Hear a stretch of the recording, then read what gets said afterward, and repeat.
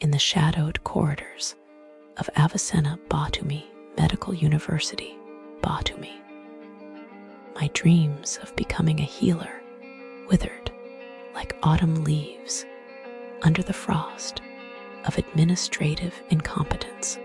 Oh, how I yearned for the hallowed halls of learning to embrace me, to nurture my aspirations.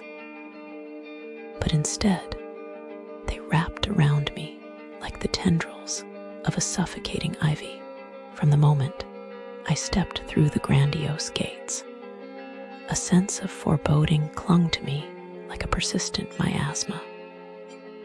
The administration, a capricious beast, toyed with our lives, wielding ever-changing decrees and hidden costs like a malevolent puppeteer. As an international soul, I felt adrift in a sea of chaos, unmoored and unsupported, my cries for guidance lost in the cacophony of bureaucratic indifference. The facilities, oh, the facilities, they stood as a testament to a bygone era, not with the dignified grace of history, but with the decrepit lethargy of neglect. The labs, those supposed crucibles of knowledge and innovation, lacked the essential instruments for our enlightenment. How can one dissect the mysteries of the human body without the proper tools? It is akin to asking a sculptor to chisel marble with their bare hands. The lecturers, the purported torchbearers of wisdom, often stumbled through the English language, their messages muddled and obscured, like a fog-enshrouded lighthouse failing to guide the wayward ships to safe harbor. My peers and I, we were those ships, left to navigate treacherous academic waters, our understanding of the material drowning in the depths of linguistic confusion. Accommodations, a cruel jest. The dormitories were a mosaic of human despair, cramped and unsanitary, each room a petri dish of discontent. The distance from these supposed sanctuaries to the campus was a gulf, a daily pilgrimage through the indifferent streets of Batumi, each step a reminder of our displacement, our isolation. Clinical rotations, the beating heart of medical education, were reduced to a farce, a pantomime of patient care. We were relegated to the menial, the mundane, our hands itching to heal, but given no true opportunity to touch the flesh of those in need, to feel the pulse of life beneath our fingertips. And the specter of visa issues loomed large, casting a pall over our already precarious existence. We were left to our own devices, to scramble and scrape for the right to learn, to grow, to be. The university, in its avarice, prioritized the almighty Lari over our collective well-being, treating us not as nascent healers, but as mere figures on a ledger. Communication, the lifeblood of any institution, was at Avicenna Batumi Medical University, Batumi, anemic trickle. Information, when it came, was often too late to be of any use, leaving us in a perpetual state of uncertainty, our futures hanging in the balance like a pendulum poised to strike. The professors, some of them, appeared as hollow shells, devoid of the passion that should animate any true educator. Their disinterest hung in the air like a dense fog, smothering the flames of our curiosity, our desire to learn. the promise of an international environment, a vibrant tapestry of cultures and ideas, was but a mirage, a facade that crumbled upon touch, leaving us more isolated than ever. We were islands in an archipelago of solitude, yearning for connection, for understanding, for community. Businesses near Avicenna Batumi Medical University Batumi, you know, they can be tricky sometimes. Like, there was this one souvenir shop close to the university. Tourists go in, everything looks nice, but when they pay with big bills, the cashier switches it fast, says you gave less. Then they argue, but what can you do? The tourist probably left upset, maybe lost some money. The shopkeeper, still there doing same thing to others because who checks, right? Then there is taxi scam near Avicenna Batumi Medical University Batumi. You get in, meter looks normal, but driver takes long way on purpose. Tourists don't know streets, so they pay extra. They realize later, but too late. Driver just smiles, does it again next day. What happens to them? Nothing. They keep doing it because tourists leave fast, no time to complain. Restaurants too. Some places near the university add extra things to bill service charge you didn't ask for, extra drinks you didn't order.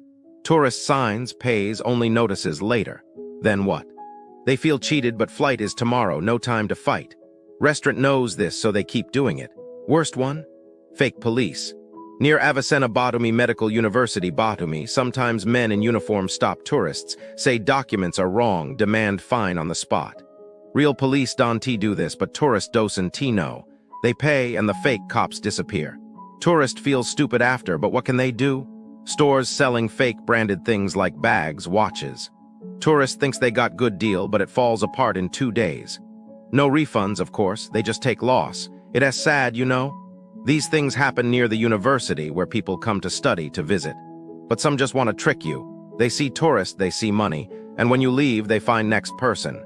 Welcome to the second part of our travel advisory, where we examine what the businesses near Avicenna Batumi Medical University Batumi are like. In this segment, we will explore the common patterns that emerge from the visitor feedback and explain why the area feels more like a series of disappointments than a thriving hub.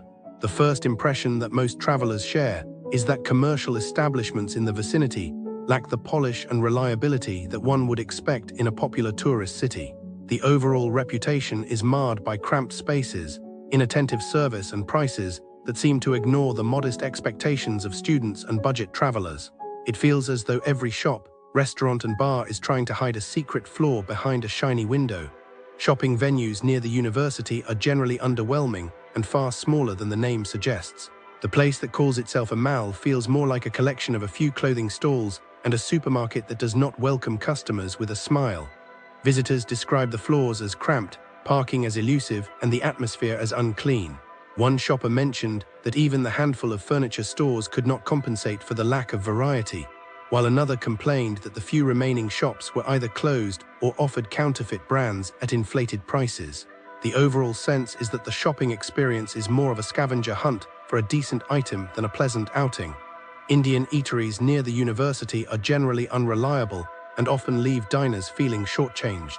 The promises of aromatic spices and generous portions are consistently replaced by tiny servings, missing side dishes and a service style that feels indifferent at best. Patrons have reported that a simple bowl of vegetable biryani arrived with only a spoonful of raita and no water, while a charge for service was added without any justification. The quality of the meat dishes is described as stale, and the same bland gravy appears across multiple items, suggesting a lack of culinary imagination. In some cases, the kitchen staff has been reported to treat the wait staff poorly, creating an uneasy atmosphere that spills over onto the guests. Cafes and brunch spots near the university are generally substandard despite attractive decor. The ambience may be praised, but the food quality, speed of service, and hygiene often fall far short of expectations. A breakfast that should be a leisurely start turns into a waiting game of an hour or more, with diners left to stare at empty tables while staff appear disengaged. Croissants have been described as stale, oatmeal as flavorless, and a promised English breakfast transformed into a delayed omelette that tasted like a culinary mishap. Several guests reported that the staff seemed to hide behind a polite smile while neglecting basic duties such as clearing plates or refilling water. The situation is further complicated by hidden tips that are added to the bill despite claims that they are already included. Wine bars near the university are generally problematic and often leave patrons feeling ignored or insulted. The establishment that promises a refined tasting experience instead delivers slow service, rude interactions, and a bewildering lack of wine knowledge. Guests have waited half an hour for a simple salad that never arrived, only to be told by a co-owner that the delay was acceptable. The staff's attitude has been described as boorish, and the selection of wines is said to be generic and overpriced.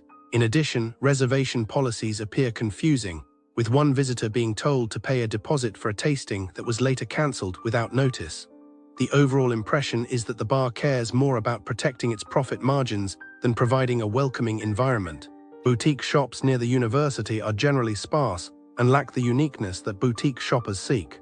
The limited inventory makes it difficult to find truly exclusive items, and long-time visitors have noticed a decline in the variety and creativity of the merchandise over the years. The sentiment is that the shop once offered interesting pieces, but now feels more like a dwindling clearance aisle. What travelers should be aware of when staying near Avicenna Batumi Medical University Batumi is that the commercial landscape is riddled with cramped spaces, underwhelming service, and pricing that does not reflect the modest quality on offer. The recurring themes across malls, restaurants, cafes, and wine bars point to a systemic issue of customer neglect. If you are looking for a reliable shopping or dining experience, you may need to venture beyond the immediate neighborhood or prepare for a day of managing expectations. Our recommendations for those planning a visit